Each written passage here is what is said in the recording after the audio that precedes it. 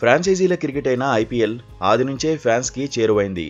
దేశ, విదేశీ ఆటగాళ్లను కలుపుకుని మొదలైన వివిధ ఫ్రాంచైజీల జట్లు కొత్తదనమివ్వడమే కాకుండా ఆయా జట్లకు లాయల్ ఫ్యాన్ బేస్ని కూడా ఏర్పరచుకున్నాయి. ప్రస్తుతం Mumbai Indians, royal challengers Bengaluru, Chennai super kings జట్లకు పెద్ద మొత్తంలో ఫ్యాన్ బేస్ ఉంది.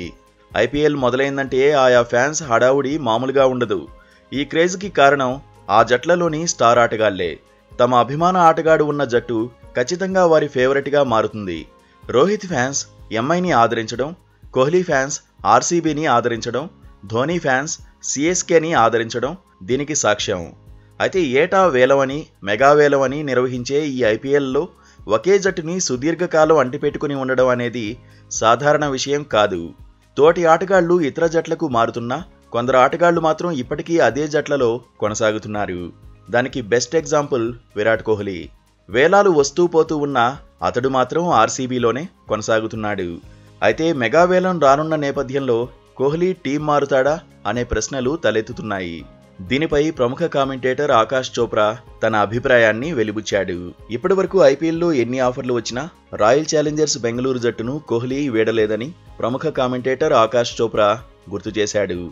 ఎన్ని సవాళ్లు ఎదురైనా ఆ జట్టుకు విధేయుడిగా ఉన్నాడని ప్రశంసించాడు. గతంలో ఎన్ని అవకాశాలు వచ్చినా కోహ్లీ జట్టును వదల్లేదని, ఇప్పుడు 100 కోట్లు ఇచ్చినా ఆర్సీబీని వీడడని ఆయన అభిప్రాయపడ్డాడు. సాధారణంగా విరాట్ కోహ్లీ ఓటమిని ఏమాత్రం సహించడని, కానీ ఇన్ని ఓటములు జట్టుకు ఎదురైనా కోహ్లీ ఇప్పటికీ ఆర్సీబీతోనే ఉన్నాడని గుర్తు చేశాడు. అంతలా ఆర్సీబీ జట్టుతో, ఫ్యాన్స్తో అతని అనుబంధం ముడిపడి ఉందని ఆకాష్ చోప్రా వివరించాడు. కింగ్ ఎప్పుడూ ఆర్సీబీకి విధేయుడుగానే ఉన్నాడని, అతడి వ్యక్తిత్వాన్ని అదే రుజువు చేస్తుందని అన్నాడు. 2008 సీజన్లో ఆర్సీబీలోకి అడుగుపెట్టిన విరాట్ కోహ్లీ అప్పటి నుంచి ఆ జట్టుకే ఆడుతున్నాడు. జట్టు క్షేమం కోసం ముందుండే కోహ్లీ ఐపీఎల్ 2022 మెగా వేలం సందర్భంగా తన ప్రైజ్ను కూడా తగ్గించుకున్నాడు. ఒకే జట్టు తరఫున అత్యధిక సీజన్లో ఆడిన ఏకైక ప్లేయర్ కూడా విరాట్ కోహ్లీనే కావడం విశేషం.